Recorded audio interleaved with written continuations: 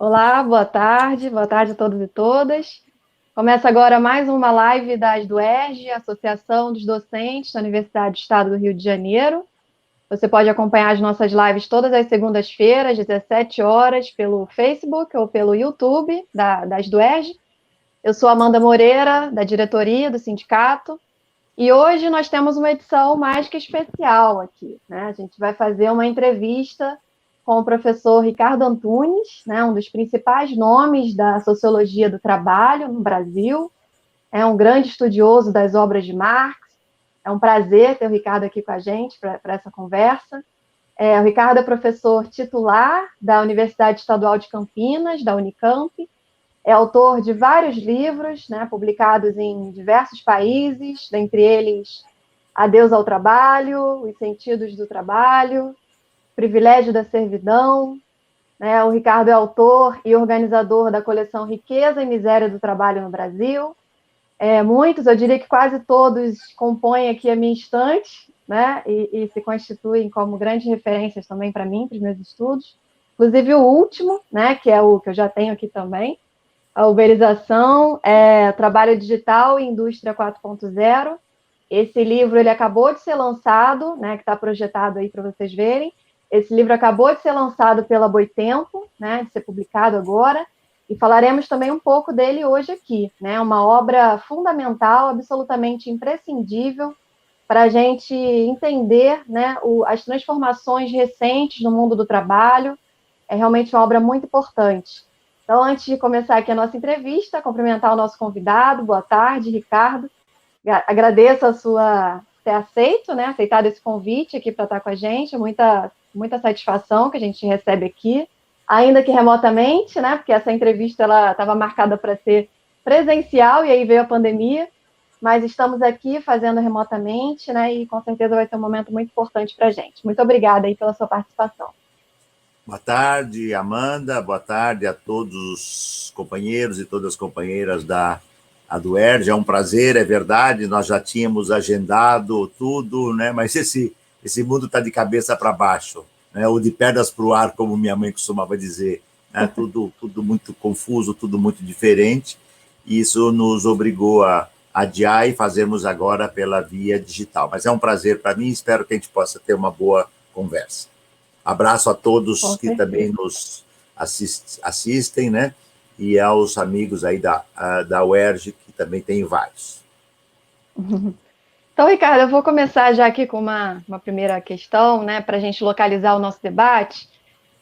Quando você escreveu Adeus ao Trabalho, né, que é um livro também que é uma referência, né, para a gente que estuda o mundo do trabalho, que você publicou em 1995, né, na década que você chama de desertificação neoliberal, que inclusive deu nome a outra obra sua, né?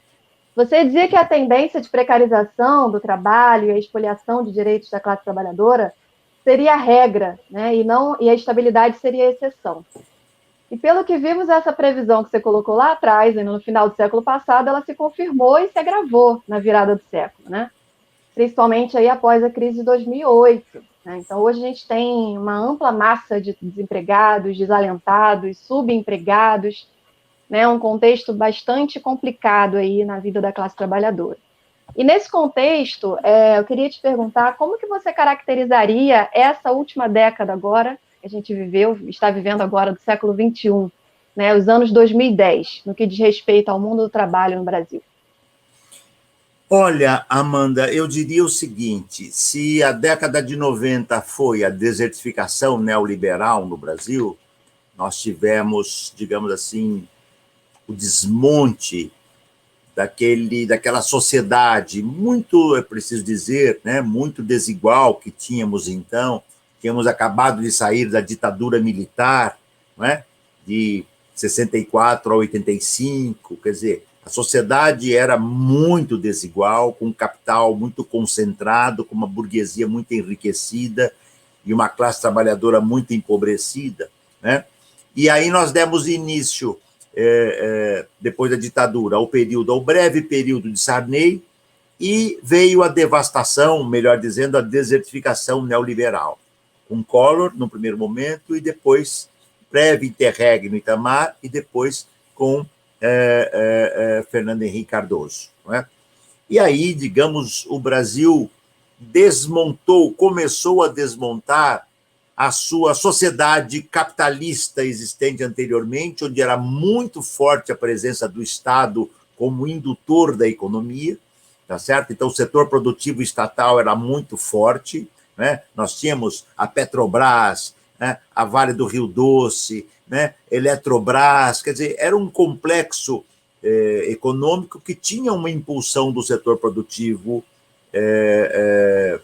estatal, né? Que impulsionava, digamos assim, a indústria de base e, com isso, o capitalismo deslanchava.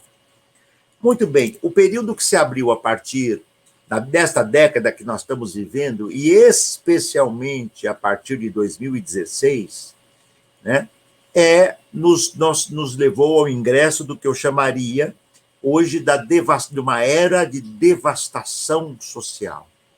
Nós estamos numa era de corrosão social, onde os direitos do trabalho que conseguimos preservar na era de desertificação neoliberal, nós perdemos muitos direitos na década de 90, né, especialmente sob o governo Fernando Henrique, porque o governo Collor foi um período muito curto, né, e digamos assim, a devastação estava iniciando. Collor cai, mas Fernando Henrique imprimiu racionalidade burguesa à devastação, né?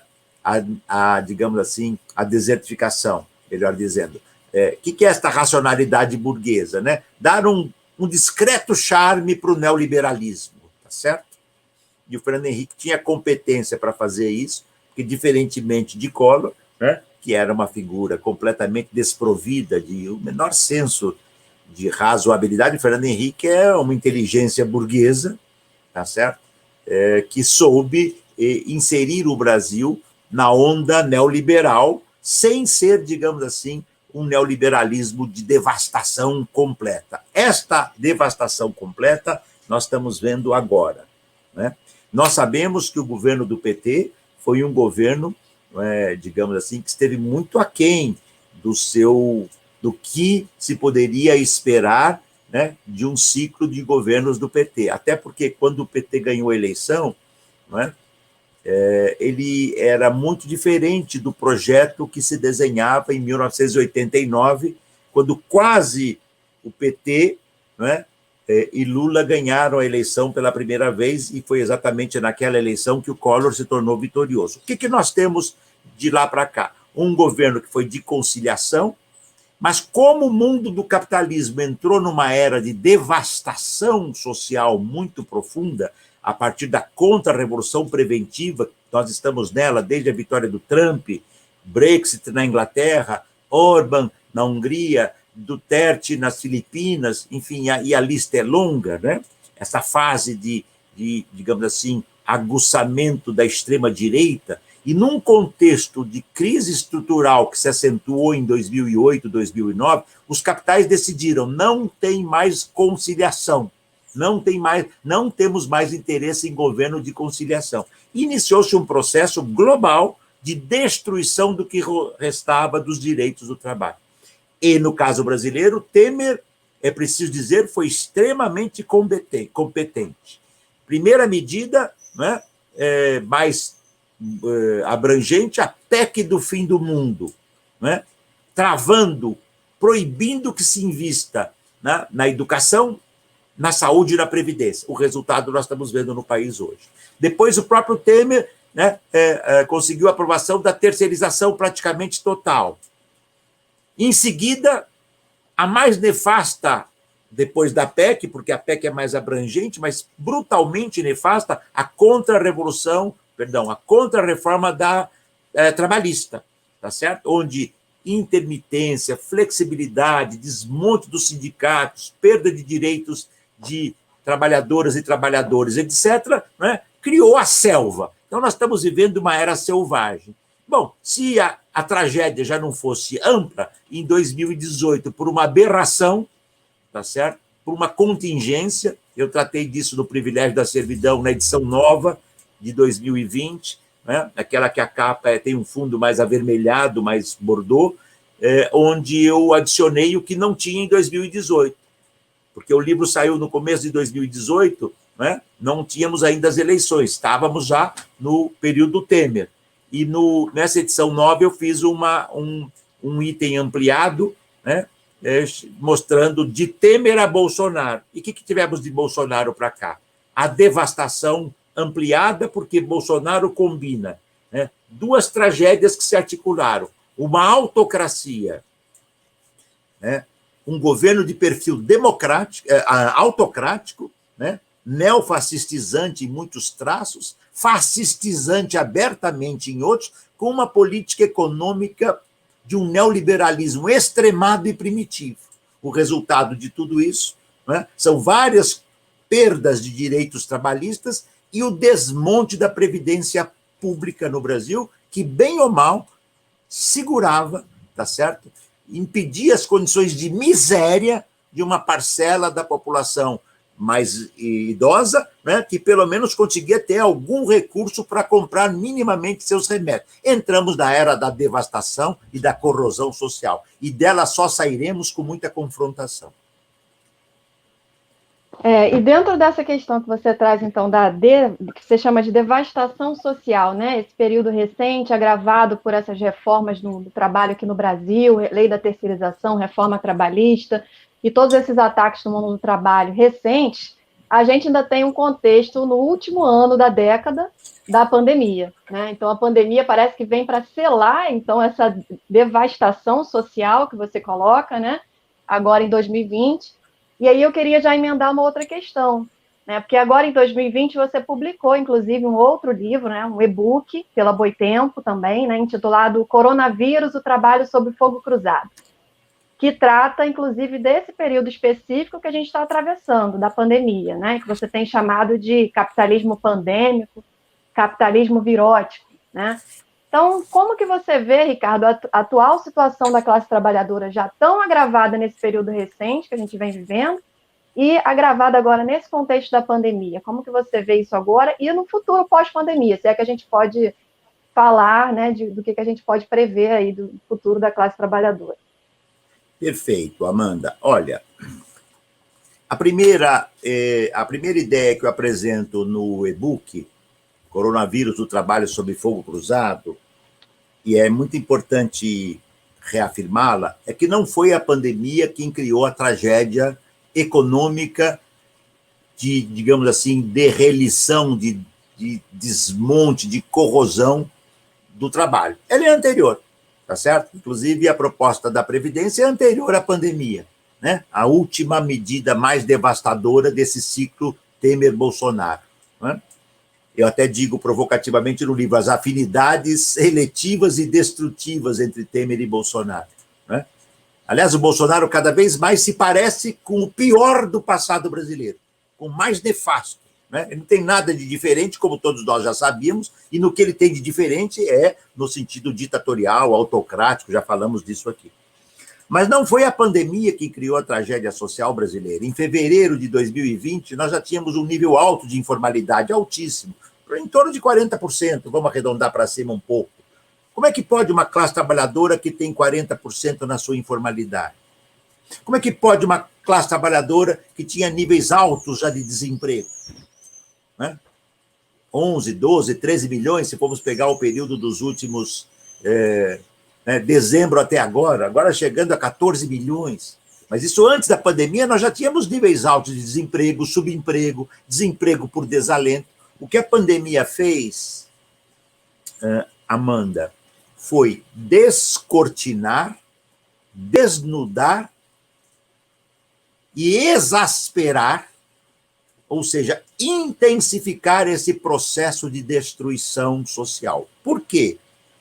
Desde 1973, eu mostro isso no Sentidos do Trabalho e no Privilégio da Servidão, para pegar dois textos, digamos, que marcam e tratam de uma problemática assemelhada, né? Desde 1973, nós adentramos num período de crise estrutural do capital.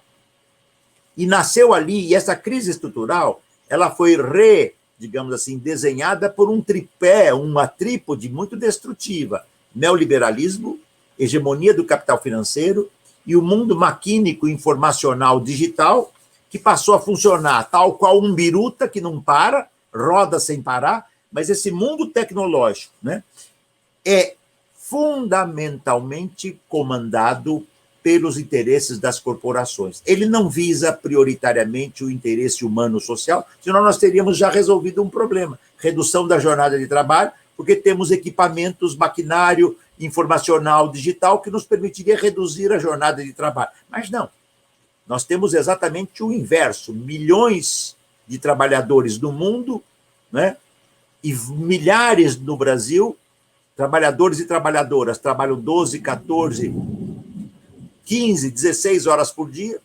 Nós temos por baixo alguma coisa entre 4 a 4 milhões e meio de uberizados e uberizadas no Brasil, trabalhadores das plataformas, né? Desde Uber, Cabify, 99, Uber Eats, Amazon, né?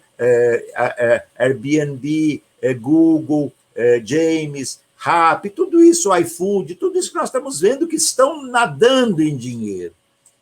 A iFood está dando um banho de publicidade, né? Nos horários mais nobres da televisão brasileira. A Amazon está dizendo de A a Z, tudo se encontra na Amazon. E qual é o segredo desta alquimia, digamos assim, criada pela engenharia das grandes corporações? É que se você combina alta tecnologia, né, algoritmo, internet das coisas, big data, inteligência artificial, impressão 3D, geração 5D, quer dizer, é um mundo tecno-informacional digital muito, muito avançado, algoritmos comandando tudo, né? Paralelamente a um processo que vem de 73 e se agudizou a partir de 2008, de 2009, que é de devastação mundial da legislação social protetora do trabalho. Eu disse mundial. Você vai à China, não há legislação protetora do trabalho sólida. Você vai à Índia, você tem milhões, eu arriscaria dizer centenas, 1, 2, 3 centenas de milhões, né, na China em desemprego ou em formas de trabalho, né, que, na verdade, você conta algumas horas por semana. É uma situação verdadeiramente desesperadora, né? E este cenário, tá certo, de quebra dos direitos do trabalho atingiu a Inglaterra, atingiu os Estados Unidos, atingiu Portugal, atingiu Espanha, mas ele é mais profundo nos países da chamada periferia do sul global. Então, nós entramos aqui, e é por isso que a contra-reforma do Temer está sintonizada com o mundo capitalista. O trabalho intermitente foi aprovado na contra-reforma. Eu costumo dizer que a contra-reforma do Temer foi a legalização do ilegal, entende? Você pega o ilegal e diz, vamos tornar legal. Mas ele é deprimente, não importa, vamos legalizar o deprimente. E foi legalizado o deprimente. Trabalho intermitente, trabalho precário, trabalho sem carteira, e esta massa de trabalhadores e trabalhadoras que são prestadores de serviços, assim eles são definidos, são empreendedores, assim eles são definidos, mas vivenciam as condições de um novo proletariado de serviço. Por isso que eu digo, né, acho que fui dos primeiros a dizer isso, né, no Privilégio da Servidão, que eu publiquei no comecinho, eu terminei de escrever em 1917, o empreendedor é uma espécie de... né, ele sonha em ser burguês de si próprio, mas ele está cada vez mais próximo de ser um proletário de si mesmo. E a pandemia, o que ela fez, Amanda? Ela intensificou esse processo. Ela exacerbou. Então, as empresas hoje, nós podemos trabalhar com isso depois, eventualmente, mas, por exemplo, as empresas começam a fazer laboratórios de experimentação. Home office em todos os espaços onde isso for possível. Claro que você não pode fazer home office numa fábrica. Você não pode montar uma fábrica de automóveis, uma fábrica de celulares, uma fábrica de eletrodomésticos, você não pode fazer em home office. Mas você pode, por exemplo, ter atividades que você chama para o home office e você tem, como a Petrobras, por exemplo, que chegou a botar 40% dos seus trabalhadores em home office, e há 2, 3 meses atrás o presidente da Petrobras disse, olha, nós vamos continuar mantendo isso, porque a empresa reduziu muito os seus custos. enfraquece a organização sindical, individualiza, isola, duplica o trabalho feminino.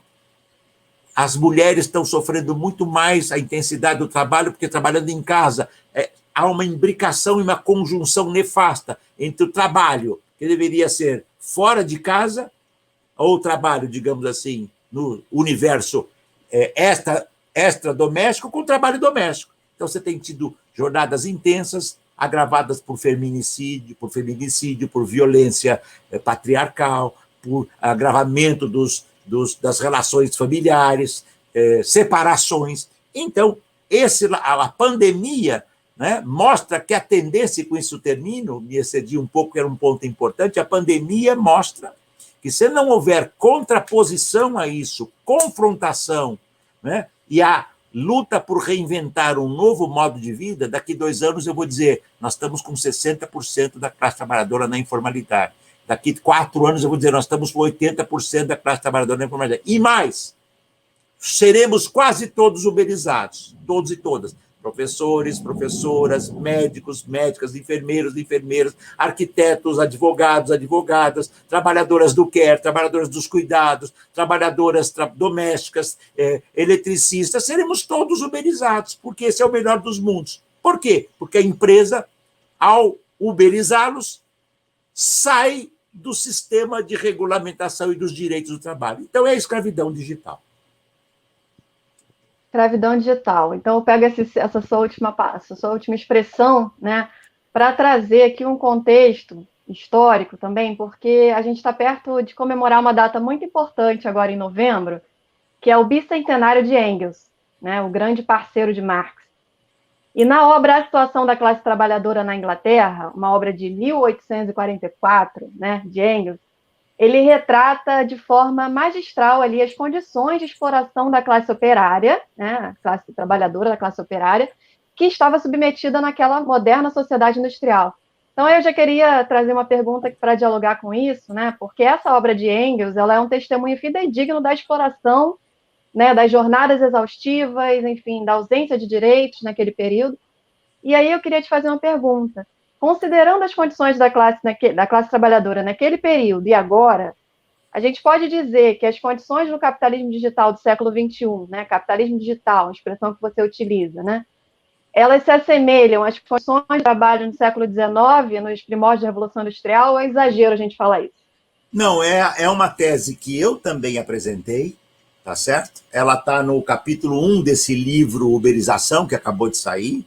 Eu sei que ela é uma tese forte, mas é imperioso dizer. E eu não estou falando porque eu acho isso.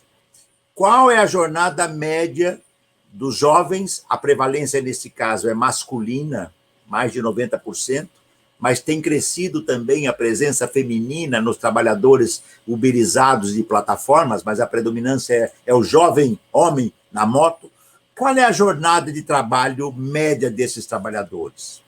12, 13, 14 horas, muitos casos que eu já entrevistei, chegando a 16 horas por dia, 7 dias por semana. Ora, mas a jornada no Brasil não é de 8 horas por semana, tá certo? Em muitos casos, 44 horas, mas em muitos casos, em muito tempo já aceita uma jornada média de 40 horas. Bom, se eu trabalho 12 horas por dia, de semana a semana, né, 7 vezes 12, 82. Eu estou trabalhando quase o dobro da jornada de trabalho integral, ou mais do que o dobro da jornada de trabalho de 40 horas, que é a nossa jornada normal de trabalho, né? Nós temos ritmos de trabalho extenuantes, né? Nós temos situações onde os acidentes ocorrem em intensidade. Um depoimento que eu assisti recentemente naquela, recomendo a todos e todas, aquele documentário Pan Delivery, né? Feito por trabalhadores de plataformas em São Paulo, onde há um depoimento que um trabalhador que diz que ele sofreu um acidente que arrebentou com ele. Quando ele conectou com a empresa e informou que ele estava acidentado, o que ele devia fazer, a empresa o bloqueou. Assim era na Revolução Industrial, né? Como não havia, nos primórdios, não havia tá certo? Ainda se constituído um conjunto de direitos do trabalho, as empresas demitiam. Eu, quando visitei em Manchester um museu chamado Quarrybank Mills, muito bonito, da Revolução Industrial Inglesa, Manchester foi a cidade que o Engels fotografou magistralmente naquele seu livro, né? O Engels foi o grande primeiro estudioso da classe trabalhadora no universo dos marxistas, né? Ou dos socialistas científicos, ou, né? Ele foi o Engels que ensinou para Marx quem era a classe trabalhadora, né? Porque o Marx era um filósofo alemão, né? Idealista, estava superando o idealismo, o materialismo, quando, depois de pouquíssimo tempo, ele leu o texto do Engels sobre classe trabalhadora e o texto do Engels sobre o esboço para uma crítica da economia política. Ele diz, né, esse cara está dizendo coisas que são espetaculares. Então, fica assim, aqui a lembrança, a importância que o Engels tem nesse seu aniversário, a importância que o Engels teve durante toda a vida do Marx, como intelectual e como um solidário. Bom, no que diz respeito às condições de solidariedade, então é inqualificável, é imensa, porque o Marx não tinha recursos, ele vivia em constante desemprego, né? Ele não conseguia emprego, e era o Engels que conseguia, porque o Engels era filho de uma família rica, conseguia manter mínimas condições de vida para que o Marx pudesse produzir, né? E o quadro que nós temos, então, é que, eu digo assim, digamos assim, o capitalismo de plataforma, Amanda, ele tem similitudes com a protoforma do capitalismo. E o que é a protoforma do capitalismo? É a forma primeva. Outsourcing, tá certo? Né? Formas que você levava o trabalhador para fora da fábrica e fazia com que ele trabalhasse nas suas casas, né? A exploração do trabalho colonial, não é? Com jornadas ilimitadas, a realidade dos trabalhadores e das trabalhadoras uberizados, a realidade dos trabalhadores intermitentes, a realidade dos trabalhadores da informalidade, não tem nada a ver com o suspiro de civilização que o capitalismo gestou, pelo menos em alguns países avançados. Não é por acaso que essas grandes plataformas não conseguem entrar em muitos países escandinavos. Porque, embora sejam países capitalistas, como são países capitalistas que conseguiram, digamos assim, um certo nível de aspas, entre aspas, bem-estar social, às custas, é bom sempre lembrar, da exploração do sul do mundo, né? As empresas escandinavas exploram muito bem o sul do mundo, sabem como é que se tira o cacau do trabalhador ou da trabalhadora da periferia. Mas eles não permitem lá que essas empresas entrem burlando a legislação social protetora do trabalho. Então, as conexões entre capitalismo de plataforma, quando nós poderíamos trabalhar 3 horas por dia e 4 dias por semana, nós estamos trabalhando 12 horas, nós todos estamos trabalhando 10, 12 horas, 14 horas por dia, e tem uma massa desesperada de trabalho que trabalha 1, 2 horas, tem 1, 2 horas de trabalho por semana, porque está no desemprego aberto, no desemprego estrutural, sem nenhuma perspectiva de vida. Esse é o sistema que o mundo digital informacional nos oferece. E ele é uma tragédia. Por isso é um capitalismo virótico. O vírus não é uma coisa que a natureza nos jogou por obra do Espírito Santo, não. Se você tem aquecimento global, você tem degelo. Degelo, os vírus se saem, sofrem o degelo, os vírus se esparramam. Se você tem queimadas, né, no Amazonas, na Amazônia e no Pantanal, o que acontece? Você destrói todo o ambiente dessas regiões e os vírus se esparramam. Se você tem aquecimento no mundo inteiro, na China, na Ásia, em outros países, na África, se você tem a indústria suja, tudo isso vai destruindo e a natureza chegou no seu limite. É por isso que o capitalismo é virótico em relação à destruição da natureza e em relação à destruição da humanidade pelo trabalho. Perfeito. E dentro desse contexto, né, atual do capitalismo financeirizado, neoliberal ou ultraneoliberal, em crise estrutural desde os anos 70, né, e passando por processos de reestruturações produtivas, A gente vê também, Ricardo, a classe trabalhadora cada vez mais heterogênea, né, com diferentes graus de exploração, se é que a gente pode dizer isso, né? Dentro desse contexto de exploração em graus diferenciados, eu queria te fazer uma pergunta. Como que você vê a utilização do conceito de precariado, por exemplo, não na perspectiva do Guy Standing, né, que ele aponta como uma nova classe, né, numa perspectiva não marxista, mas no sentido de caracterizar um setor específico da classe trabalhadora mais precária, né? Queria que você falasse um pouco sobre isso. E uma outra questão, já emendando nessa, considerando que a gente não pode confundir precarização com informalidade, né? Inclusive, nós, trabalhadores estáveis, também estamos precários, e muito precários, né? Trabalhando muito mais e tudo mais. A gente estava até conversando sobre isso antes. Como você vê também a precarização se acentuando entre os trabalhadores mais estáveis, por exemplo, do serviço público, né? Os professores concursados das universidades, enfim. Perfeito. As duas questões são muito importantes, Amanda. Vamos começar pela primeira, não é? A questão do precariado. Foi quando eu estava fazendo a minha pesquisa na Itália, não é? Especialmente em 2017, mas eu tenho trabalhado na Universidade Italiana nos últimos 10 anos, todo ano, não é? Todo ano. Aliás, o primeiro ano que eu não vou à Itália nessa última década, 10, 12 anos, é este ano agora. Inclusive, o meu livro, O Privilégio da Servidão, foi publicado lá, eu ia lançá-lo lá, não foi possível. Foi publicado agora, há 2 meses. Né? E lá eu constatei uma coisa que, digamos assim, me fez rever um pouco a questão do precariado, né?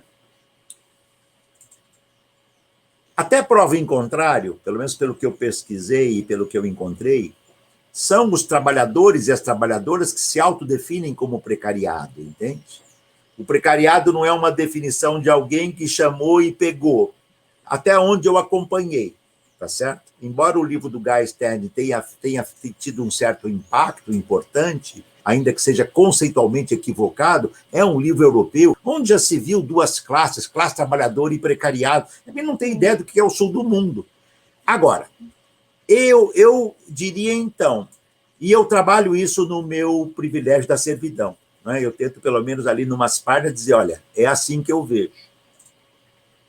No sul do mundo, na periferia, a classe trabalhadora sempre foi precarizada. Não existe, nunca existiu, dou um exemplo, nunca existiu no sul do mundo a aristocracia operária, que é aquele contingente alto da classe trabalhadora.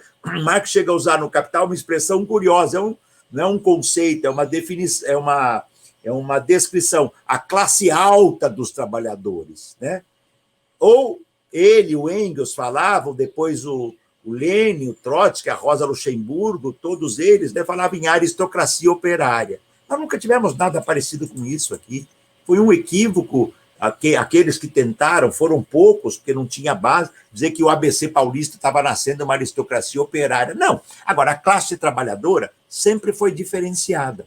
Ela é heterogênea, tá certo? Em relação à sua qualificação, não qualificação, desqualificação, semi-qualificação. Ela é heterogênea em relação ao sexo, ela é masculina, ela é feminina, tá certo? Em relação à cor da pele ou à raça, ela é branca, ela é negra, ela é indígena, ela é imigrante, ela é diferenciada em relação a outros modos de exercício da sexualidade, como LGBTs, ela tem corte geracional, trabalhadores mais jovens e trabalhadores mais idosos, não é? E, na Europa, eles se autodefinem como precariado esse contingente da classe trabalhadora jovem, que oscila entre alta qualificação e pouca qualificação, nativo ou migrante, mas que tem em comum o fato de estar fora dos direitos do trabalho. Então, eu não sou contra, até porque eu aprendi com eles. Se eles se definem como precariado, não sou eu que vou dizer que está errado. Eu me chamo Ricardo porque assim quiseram meu pai e minha mãe. Eu não vou dizer. Quem vai dizer, está errado, você devia se chamar João? Não.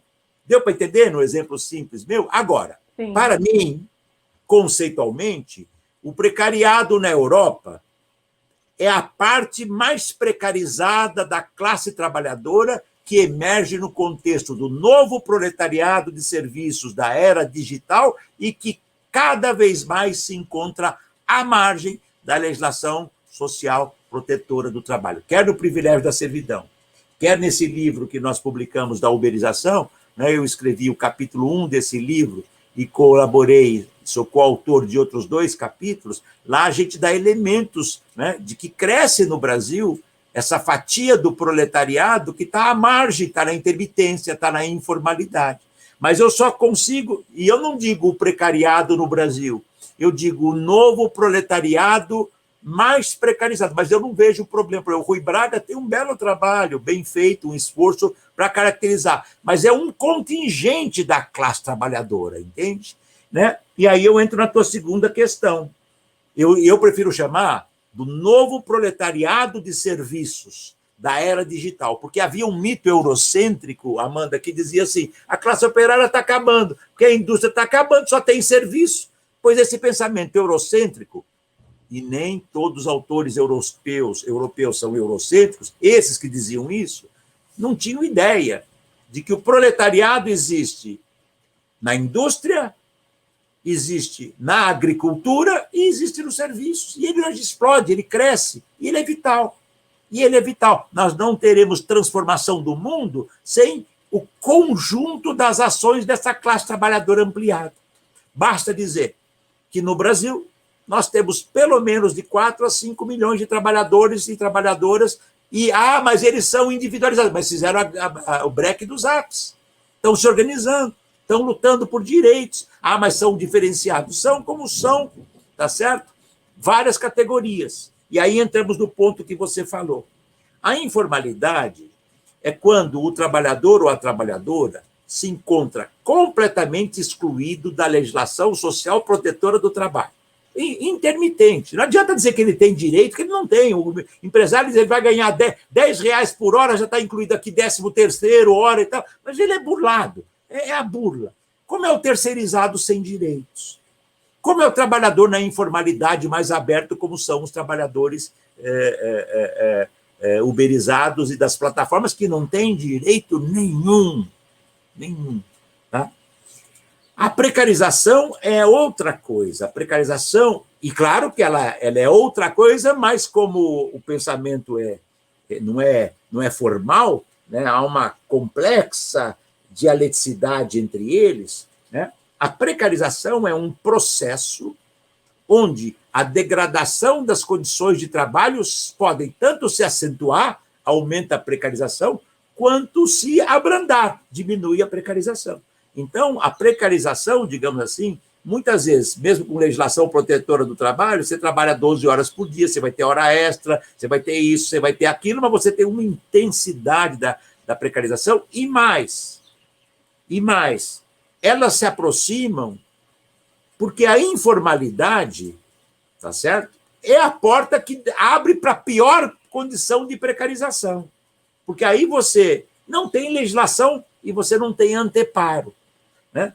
E a precarização ocorre mais intensamente, né, com frequência nas áreas onde a informalidade existe, porque você pode tratar o trabalhador ou a trabalhadora como escravos, como tratam os negros, como tratam as negras, como tratam os indígenas, as indígenas, os imigrantes, né? Porque aí é o seguinte, vale tudo. Se você consegue estabelecer uma legislação social protetora do trabalho, você tem um patamar que você possa dizer, olha, eu vou reduzir a precarização, porque, em última instância, Amanda, a precarização nasce com o trabalho assalariado, quando o trabalhador ou a trabalhadora trabalham 8 horas e recebem por 4. As outras 4 horas, eles não vêm. Então, já está selado aí, né, que no mundo do assalariamento tido livre, você recebe menos do que produz. Como a tendência do capital é prolongar a jornada de trabalho ou aumentar, né, a mais-valia relativa através do incremento da intensidade e do maquinário, a precarização é, desde a Revolução Industrial, um processo intenso que a classe trabalhadora tem que lutar contra. Muito bem. Eu vou, então, retomar, Ricardo, agora, já que você já citou também o seu livro, mas eu queria que você pudesse falar um pouco mais, né, desse livro que eu já adquiri aqui, o meu, já até li alguns capítulos, que você fala da uberização, especificamente, né, do trabalho digital e da indústria 4.0. Queria que você falasse um pouco mais desses termos, né, desses conceitos, e também como que você vê, dentro desse contexto global que você está falando da precarização, né, que é global, que é mundial, mas ela tem especificidades, né? Principalmente nos países capitalistas dependentes ou, enfim, do sul global, né? Então, como que você diria que essa configuração do trabalho em plataformas digitais, né? O que tem de específico em relação a isso nos países capitalistas dependentes, como o caso do Brasil? Legal, vamos começar por essa questão, né? O que singulariza o trabalho uberizado ou o trabalho de plataforma, né, no sul do mundo? O sul do mundo é o espaço do trabalho precarizado, o sul do mundo é o espaço do trabalho informal, o sul do mundo é o espaço do trabalho desregulamentado, e o sul do mundo é o espaço onde a bula é generalizada há muito tempo. Então, veja, quando uma dessas grandes corporações tem que optar, ela vê uma cidade como São Paulo, com uma população imensa. Qual é a população da grande São Paulo? Sei lá, 30 milhões de pessoas. Era 20 há muito tempo atrás. Da grande São Paulo. Só a cidade de São Paulo já é um espaço imenso. Você jogar lá dentro uma indústria de transporte de automóveis privados, inclusive sabendo, né, que o transporte público é precário, é um empreendimento. Não é por acaso que, não é, São Paulo, no caso da Uber, é uma das capitais mais importantes, com maior número entre as cidades, com maior número de trabalhadores e trabalhadoras, né, trabalhando no sistema de aplicativos. Por quê? Porque a desregulamentação não só é parte do nosso passado, como se intensificou brutalmente no nosso presente. E eu já mencionei anteriormente, Amanda, que nos países que ainda mantêm, que são raros e poucos, basicamente os países escandinavos, né, que mantêm, digamos, ainda uma certa legislação de tipo social-democrática, mesmo que muito mais fragilizada do que há 20, 30 anos atrás, eles ainda impõem limites, as empresas não entram todas nelas, entende? Elas não entram. Às vezes os países dizem, para você entrar aqui, você tem que seguir a legislação. Perfeito, pode montar. Se for para... Aqui não tem empreendedor, aqui o trabalhador e a trabalhadora tem que ter os direitos A, B, C, D e E. Né? Tem sindicatos que não são sindicatos anticapitalistas, mas são sindicatos social-democráticos, são sindicatos de inspiração social-democrática, mas são fortes, como na Alemanha. Na Alemanha você tem 7, 8 sindicatos nacionais que têm força, entende? Não são sindicatos que têm uma postura anticapitalista, mas são sindicatos que, dentro de uma agenda neoliberal, eles não aceitam facilmente redução ou eliminação de direitos. Né? E isso faz com que, então, a uberização seja muito mais intensa nos países do Sul. E qual é o problema da indústria 4.0? Né? A indústria 4.0, Amanda, é uma proposta que nasceu na Alemanha, nos países de capitalismo avançado, com a finalidade de automatizar, robotizar, informalizar, tá certo? Informatizar, melhor dizendo, né? E também informalizar, né, como tendência, né, como já vimos, né, o seu maquinário industrial. Então, uma das ideias da indústria 4.0 é a chamada internet das coisas. É muito fácil entender isso. Eu estou aqui, eu peço um trabalho para você, tá certo? Que trabalha comigo, e você pede para uma terceira pessoa, olha, o nosso coordenador lá, o nosso diretor está pedindo o relatório tal. A pessoa pega o relatório, prepara, passa para você, você confere, faz a sua revisão e manda para mim. Na internet das coisas, o que vai acontecer? A máquina A vai conversar com a máquina B, que vai conversar com a máquina C. A Amanda, o Ricardo e o João, ou a Márcia, que, em tese, são essa terceira pessoa que eu citei aqui, vão desaparecer. E a questão que fica é o seguinte, mas vão desaparecer e para onde elas vão trabalhar? Bom, é um problema delas. Se o Estado não oferece a previdência, se não há mais seguro-desemprego sério, se os direitos estão em corrosão, nós teremos uma ampliação do bolsão de miséria. Por isso que esse livro, Amanda, ele não é meu, né? Eu sou coordenador dele, né? Mas eu sempre tomo muito cuidado com os títulos dos livros e com as epígrafes. Eu acho que a epígrafe que eu escolhi para esse livro ela é bacana. Ela diz assim, ó, são os icebergs à deriva que, acomodando-se a qualquer corrente, em qualquer lugar, afundam os navios. Charles Dickens, Tempos Modernos. Ou seja, nós estamos vendo que os icebergs estão soltos, eles estão caminhando celeremente e os navios estão afundando. E os navios são os países, tá certo? Os navios são aqueles amplas áreas territoriais e espaciais onde a população habita, entende? Né? E a indústria 4.0 então, e eu aqui retomo uma ideia do Lukács e uma ideia do Marx, e aprofundo, isso está embrionariamente no Privilégio da Servidão, mas está, pela primeira vez, apresentado de modo um pouco mais estruturado neste meu capítulo 1 e num artigo que eu estou escrevendo agora, né, que eu digo o seguinte: quando houve a Revolução Industrial, o Lukács usou certa vez a seguinte expressão: a Revolução Industrial trouxe um processo de desantropomorfização do trabalho. Ou seja, o trabalho perdeu os seus atributos humano, de trabalho vivo, e o trabalhador e a trabalhadora na fábrica tornaram-se apêndice da máquina.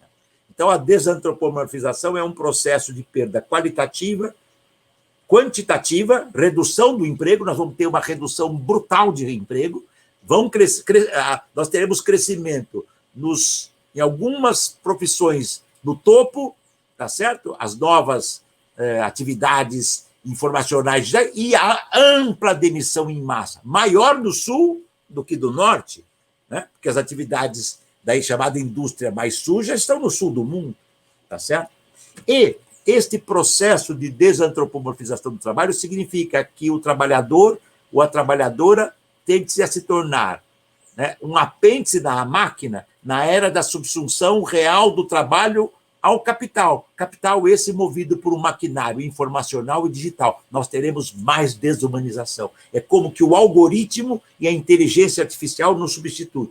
Para encerrar esse ponto, eu não sou contra a inteligência artificial. Todos nós sabemos que se você puder ter um avanço na inteligência artificial que minimiza o trabalho nas minas, ou que nos permite, né, tratamentos de saúde num patamar muito superior ao que temos hoje, né, quem de nós será contrário? A pergunta que eu vou fazer é o seguinte: a inteligência artificial está sendo pensada centralmente para beneficiar a humanidade ou está sendo programada pelos algoritmos, né, ao modo do Frankenstein, pelos grandes capitais? Porque se o objetivo dos capitais for, como é hoje, o objetivo dos capitais hoje é acumular mais riqueza e fortalecer as corporações. Você só faz isso de duas maneiras, centralmente: avançando a tecnologia e eliminando o trabalho vivo. Nós vamos viver numa sociedade que vai ser invivível. Tá certo? Essa expressão não existe. Então, invivível, vai ser impossível viver. Nós não vamos ter ar para respirar, nós não vamos ter água despoluída para tomar, nós não vamos ter alimentos sem agrotóxicos e transgênicos, tá certo? E nós não vamos ter a possibilidade de ir às ruas, porque nós vamos ter massas e mais massas de trabalhadores pobres e miseráveis, desesperados, como estamos vendo na pandemia. Basta uma volta pela cidade para perceber os bolsões de indigência.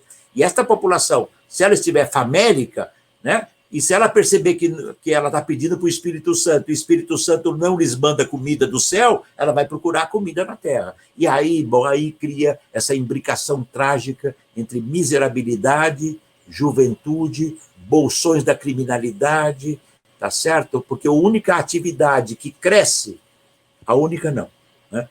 Há outras, como citamos aqui da indústria uberizada e tal, mas uma das atividades que mais cresce na crise ou fora da crise é a criminalidade, venda de drogas, etc, etc. E ela incorpora a força de trabalho. Tanto é que muitas dessas grupos que nasceram como grupos no cárcere, hoje são grandes empresas, tá certo? São grandes corporações que trabalham com... o objetivo deles é o narcotráfico, tá certo? Ou outras atividades similares. Então, este cenário nos obriga a pensar numa alternativa de mundo. Não é possível mais seguir assim. Se seguirmos assim, tá certo? Vamos entrar numa era... Lembra do Mesaros falando? Socialismo ou barbárie, vírgula, se tivermos sorte. Foi muito emblemático o Mesaros. Isso tem 10, 15 anos. Porque nós não estamos na barbárie, Amanda. Uhum. O coronavírus, nós conhecemos uma outra coisa, que é, digamos assim, o subterrâneo da barbárie. Nós estamos, digamos assim, no esgoto da barbárie. Entende? Uhum. Nós estamos abaixo dela. E não é possível continuar assim. Sim.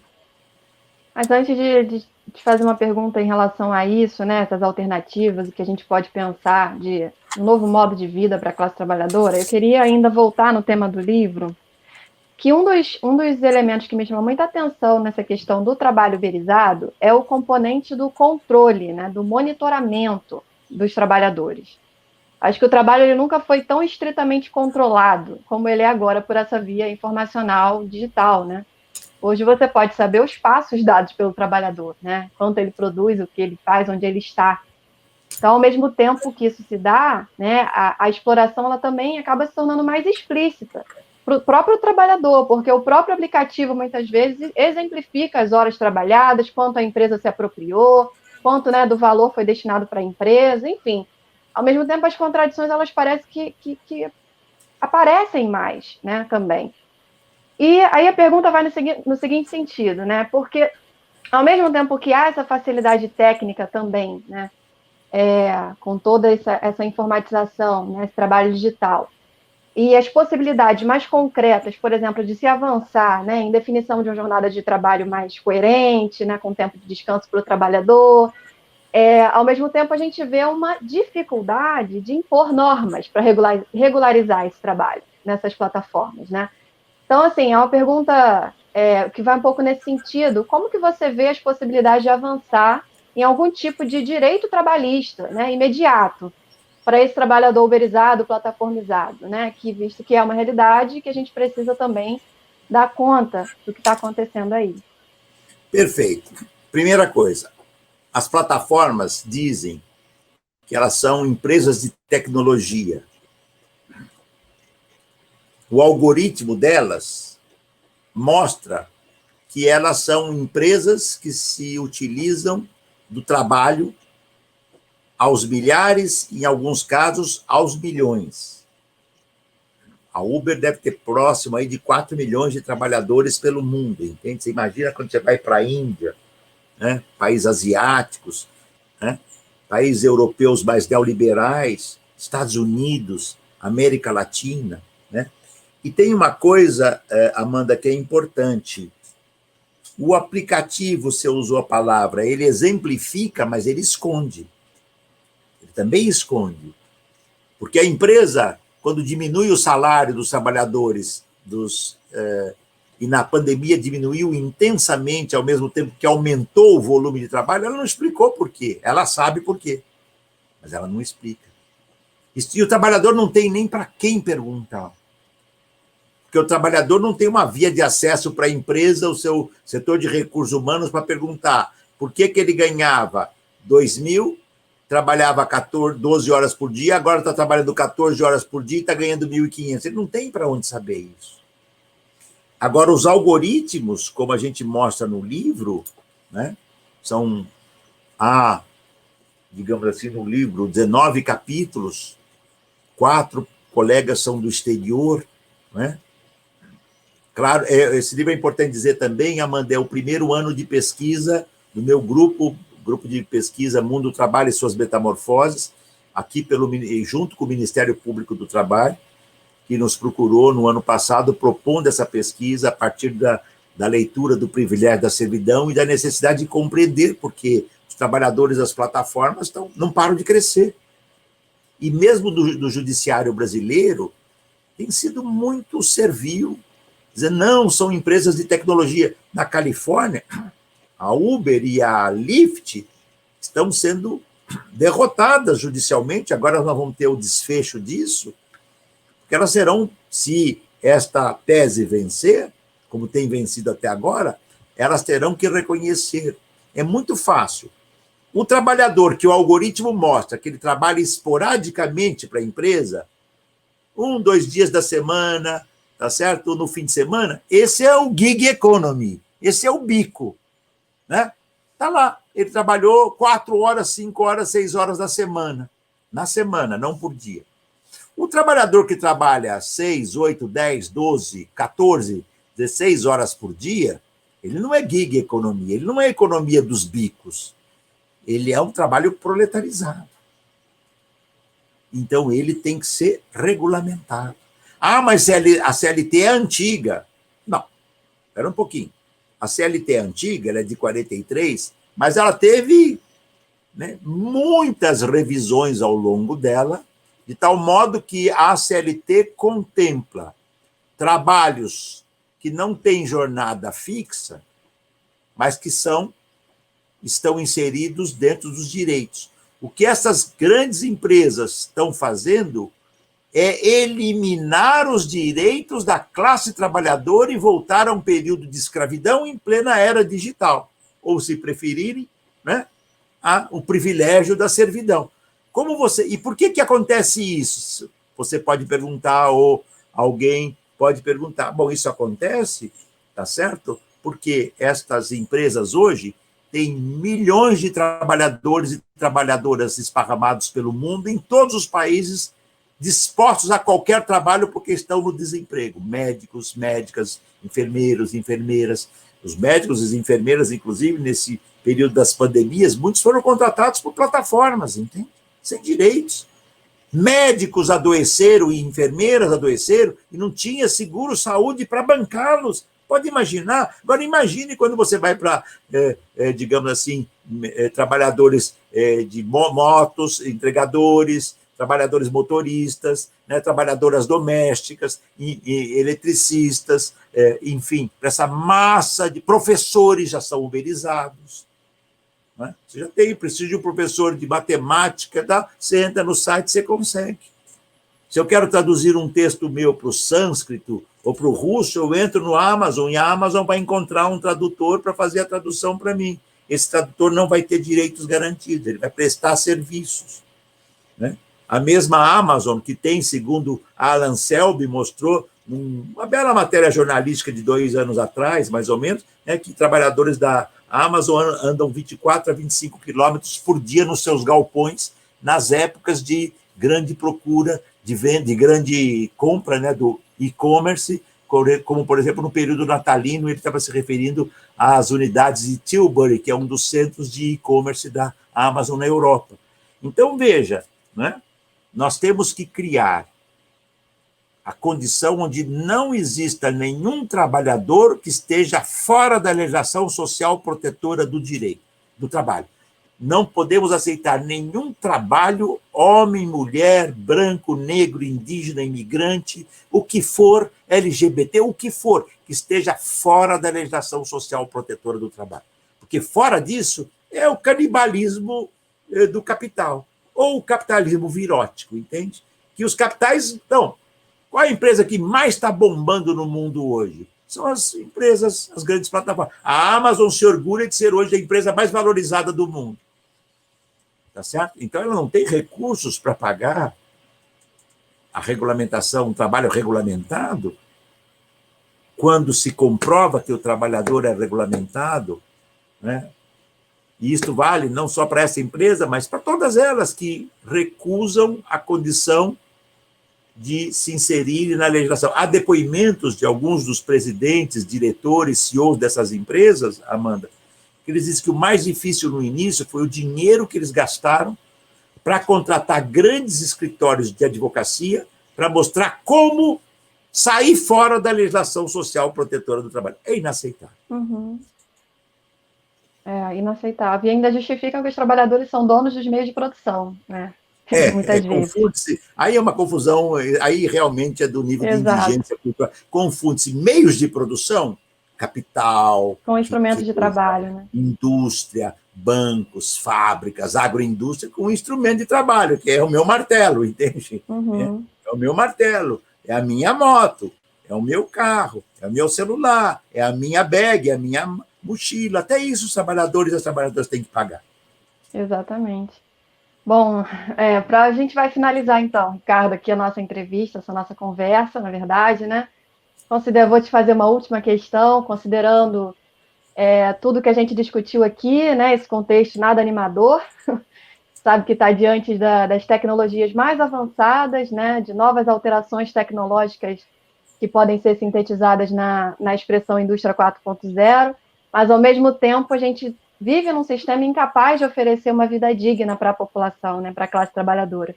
Então, nessa última questão, eu queria que você falasse um pouco disso, né, que diante desse cenário, né, diante dessa nova, que você chama de nova morfologia do trabalho, né, complexa e cada vez mais atomizada, né, com dificuldade dos trabalhadores se organizarem e tudo mais, como que você vê as formas de fazer essa confrontação, a resistência, né?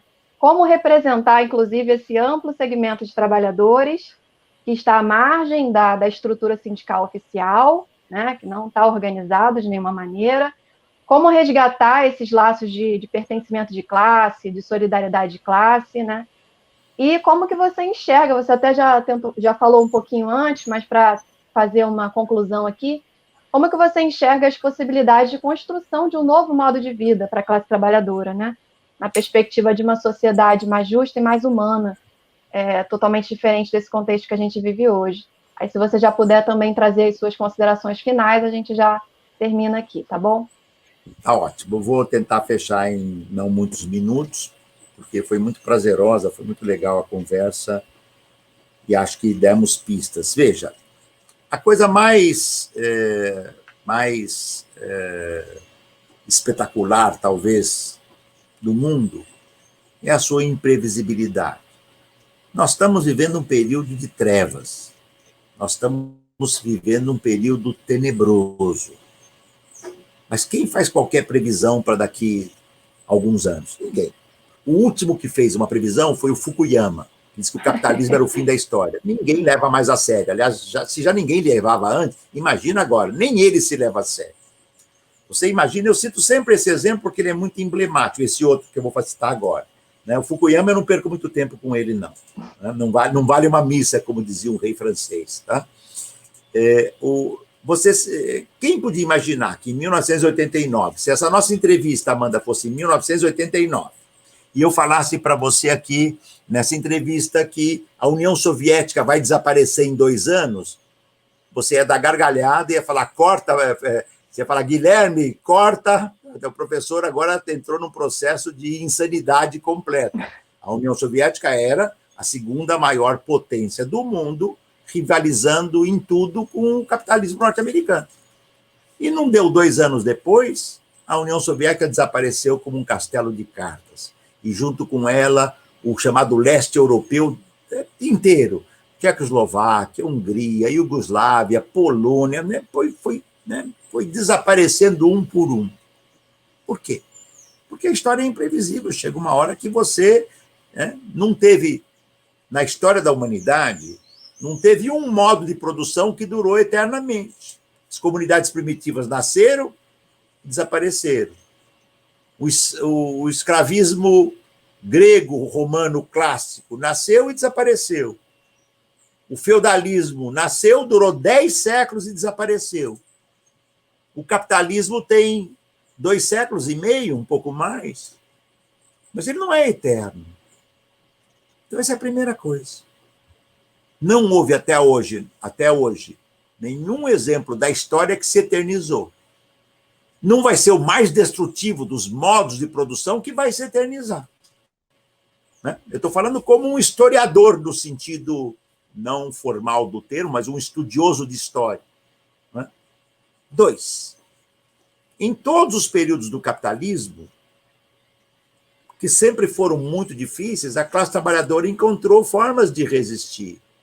Quando apareceu a primeira máquina e demitiu 100, depois uma segunda máquina lá na Inglaterra e demitiu mais 100, eles criaram o ludismo e começaram a quebrar as máquinas, porque eles iam, chegou a máquina, chegou, nós vamos ser demitidos.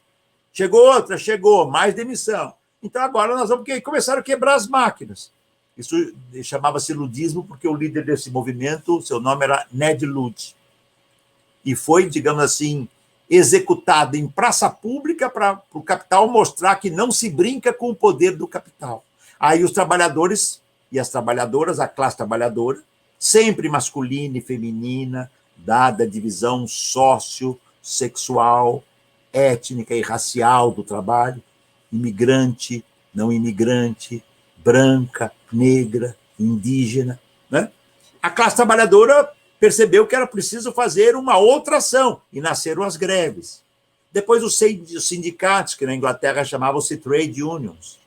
No século XIX para o século XX, Amanda, muitos sindicatos ainda eram de ofícios de pequenas empresas, e de repente encontraram a Ford, uma fábrica com milhares de trabalhadores que se expandiu. Tiveram que criar sindicatos amplos, né? Sindicato, como diziam os italianos, de operário massa, não de operário pequena e média empresa, operário massa. Diziam que os trabalhadores não tinham mais força para se recusar, se revoltar, primeiro porque era o setor de serviços, classe média. Essa tese virou pó. Aliás, o meu livro, modestamente, eu espero, o privilégio da servidão, que tenha ajudado a botar a última pá de cal nesta tese. O que nós temos é uma monumental exploração, o que nós temos é uma monumental expansão de um novo proletariado de serviço, que estão mostrando muitas outras formas de luta que nós não conhecíamos. O black dos apps, tá certo? Que nós tivemos aqui 2 em julho, né? Nós estamos tendo uma ação dos trabalhadores uberizados mundial para criar um sindicato dos trabalhadores da Uber. Nós estamos tendo manifestações da Califórnia, tá certo? Para garantir essa vitória, para regulamentar o trabalho das empresas de transporte Uber e Lyft, né? Nós estamos tendo na América Latina entregadores da Argentina, na Colômbia, no Peru, no México. Nós tivemos, ao longo desta década, várias greves dos trabalhadores, por exemplo, dos McDonald's, da indústria de fast food. Nós estamos vendo novas formas de luta. É que o que é importante entender, Amanda, é que é uma fase nova do mesmo capitalismo, mas a fase é diferente, entende? Mais financeirizado, o capital é menos personificado, tá certo? O algoritmo dá a ideia de uma neutralidade que ele não tem, entendeu? Mas os trabalhadores e as trabalhadoras, elas respondem a situações concretas. Quando nasceram os metroviários aqui, há 30 anos atrás, né, não tinha sindicato. E os metroviários criaram um sindicato dos metroviários. Muita gente das empresas quer colocar no sindicato dos ferroviários, como muitos, ainda na ditadura militar, como muitos eram pelegos, vamos deixá-los. Eles não aceitaram ser ferroviários, nós somos metroviários, é diferente do ferroviário. E criaram sindicatos importantes. Nós vamos já adentramos numa nova era de lutas sociais profundas. Tá? Eu tenho brincado um pouco com alguns exemplos. Bom, Bacurau e Coringa são exemplos de como o mundo está confuso. Se fosse lembrar um grande, espetacular texto do Freud, Mal-Estar na Civilização, há um mal-estar na civilização que é generalizado, entende? É generalizado.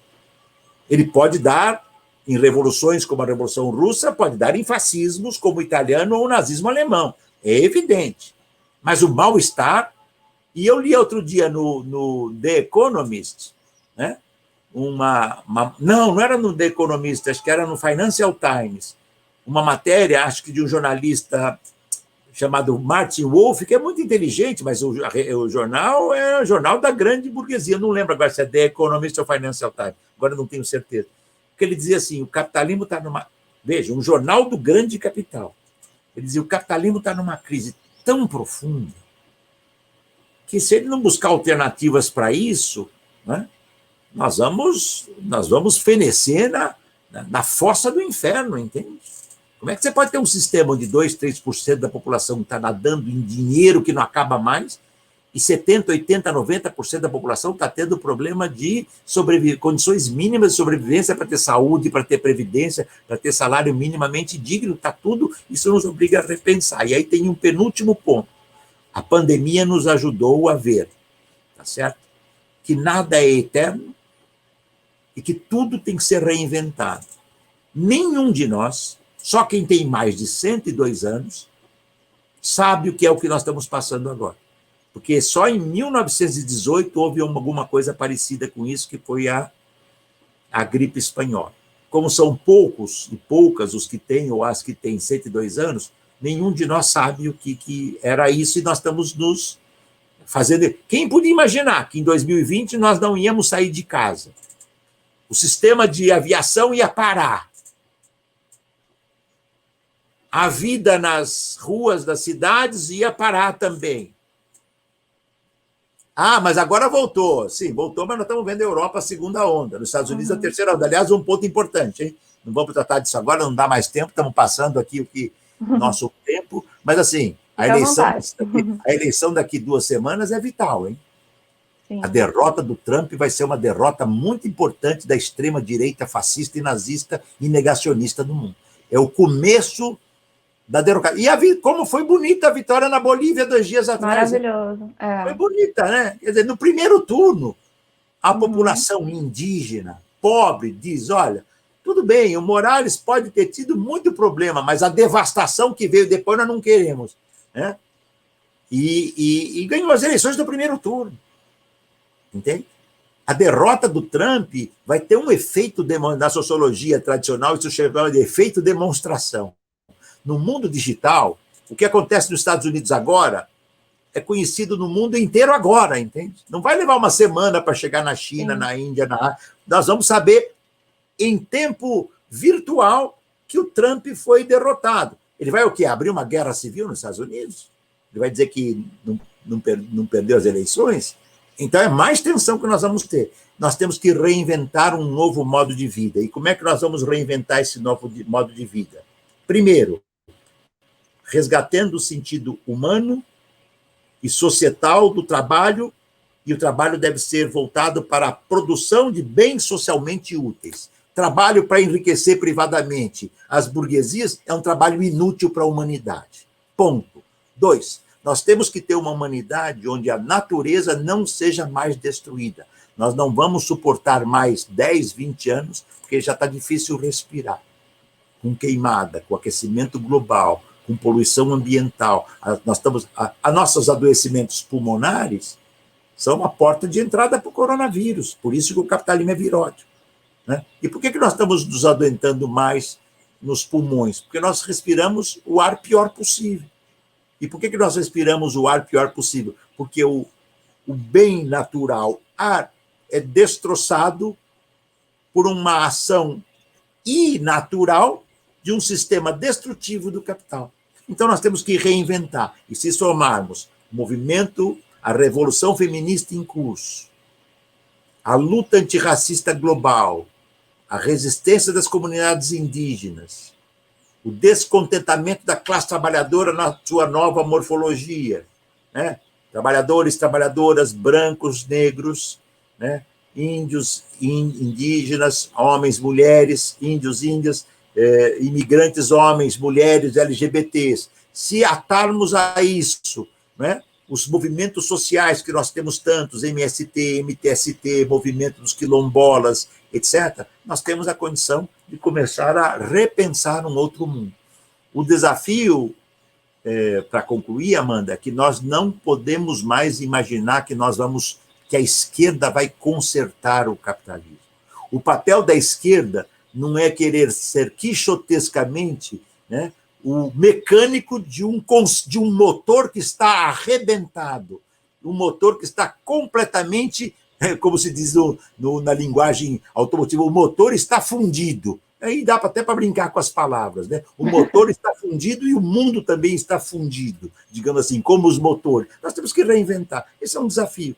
E nós, professores, nós pesquisadores, nós intelectuais, a nossa universidade pública, a ciência, nós temos um papel não decisivo, não somos nós que mudamos o mundo, mas nós temos uma contribuição a dar nessa mudança do mundo, que é uma mudança da classe que vive do trabalho, dos movimentos sociais e desses que eu me citei há pouco. Esse é o empenho que eu acho que nós temos que fazer e a pandemia nos obriga a refletir sobre isso. Tá bom? Obrigado aí a você pela entrevista, aos nossos amigos, companheiras da UERJ, do UERJ e da UERJ, da universidade, e, enfim, nossas batalhas continuam.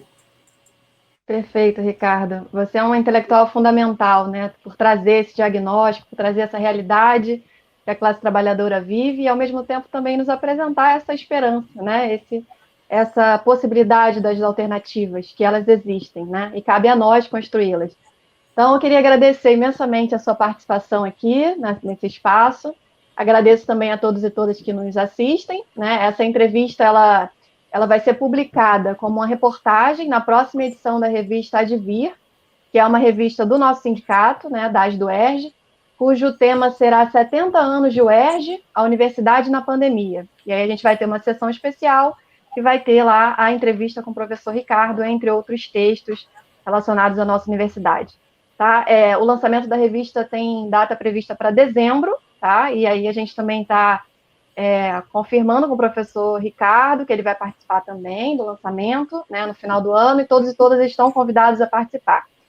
É isso, esperamos vocês lá e um abraço a todos e todas e obrigada, Ricardo. Uma boa tarde. Um grande abraço a vocês todos, todas também. Nossas lutas continuam, né, e o mundo haverá de ser diferente. Tá? Até uma próxima. Isso, tchau, tchau.